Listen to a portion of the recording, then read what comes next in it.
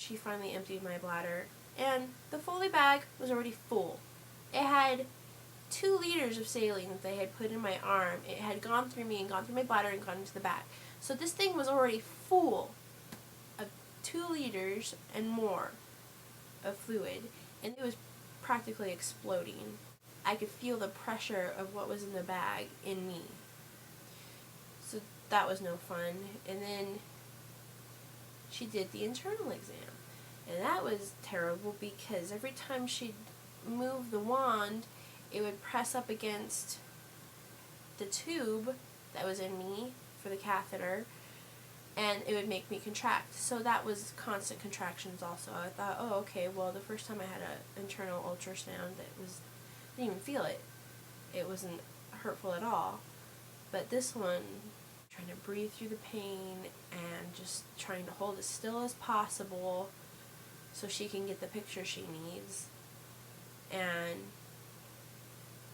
meanwhile, my legs are propped up and they're starting to shake because I can't hold them in that position for more than, 20 minutes, which is what it took. And so she's like, okay, honey, hang on one more minute. Okay, I'm almost done. Let me just take a picture of your ovary and I'll be done.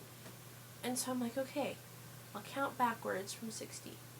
And I counted really slow, 60, 59, 58, trying to get my mind off of it. And I had to do that 3 times, count to 60. So it wasn't just a minute. They put me back in my bed, and they made me wait there in the waiting area, which is all of radiology waiting area. So there was like 2 other patients.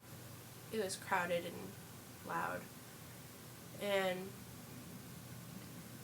so finally they called transport, and a nurse came and got me, and I just had my arm over my head, my coat, that was my pillow, and was breathing through the pain, trying not to cry, because that was making it hurt even worse every time I'd stop.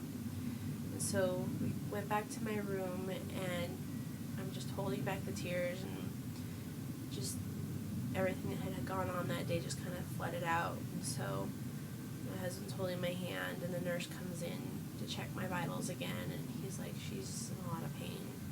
She needs something. She's like, okay, I'll ask the doctor. And it wasn't very long I had to wait, so that was good. And she gave me Demerol.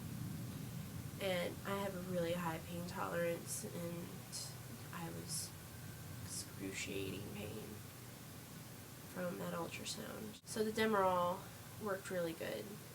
But what had happened is after they gave me the 2 liters of saline in the beginning, they didn't want to fluid overload me, so they took out, the fluid, the saline bag, and they just left the IV in me, so it had clogged.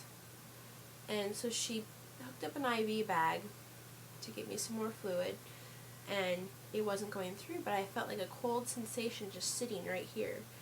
And I'm like, ooh, it hurts, it kind of stings a little bit. And she's like, it's not even going in. And I'm like, okay, well then it's just really, really freezing cold because I feel it right here. And she's like, yeah, it's probably just cold.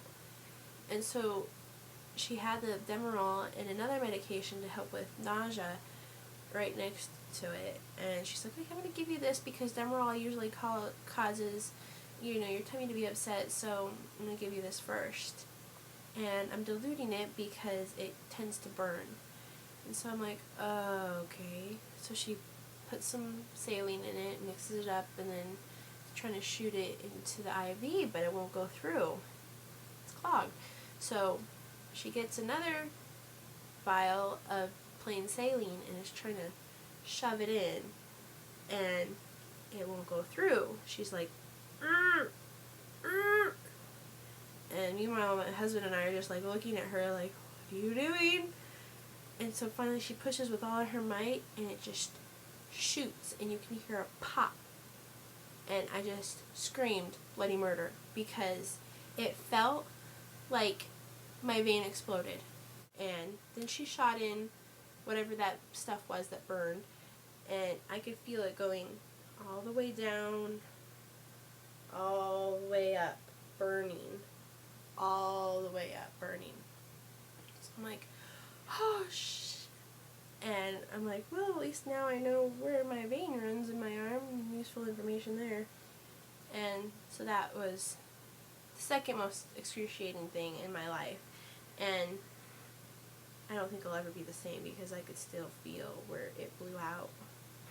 And I was like waiting for blood or something to start filling my hand because I thought for sure she exploded my vein and it was going to just start bleeding all over inside. So then she gave me the Demerol, and that took a minute to get through my body, and then I was happy. That was good consolation for everything I've been through that day, and I slept. My poor husband was so tired.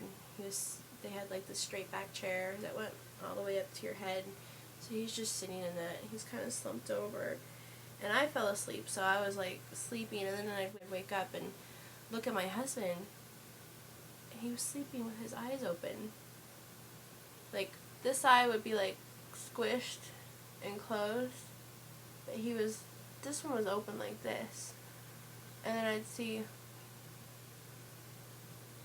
him having REM, and I was like, oh my God, is my husband having a seizure? So that was scary, and I just kind of stared at him to make sure he was okay. And I'd like move to make a noise, and then he'd be like, and smile at me, and then go back to sleep. That was really weird. And so we were waiting for the ultrasound results, and so they took me back into the same room again to do the pelvic exam. And he's like, okay, we're not going to do a D&C, you'll just pass everything by yourself. They discharged me and sent me home with Vicodin, 20 tablets. Wish it was 50. And Methergin, which is sort of like Pitocin, but not exactly. Makes your uterus contract, get all that garbage out of there, and helps with the bleeding. So my bleeding is just like a period and slowing down every day. We're not going to try again right away. This baby was, I won't say an accident because a child is never an accident, but it wasn't in our plan. We weren't trying, weren't preventing, it just happened.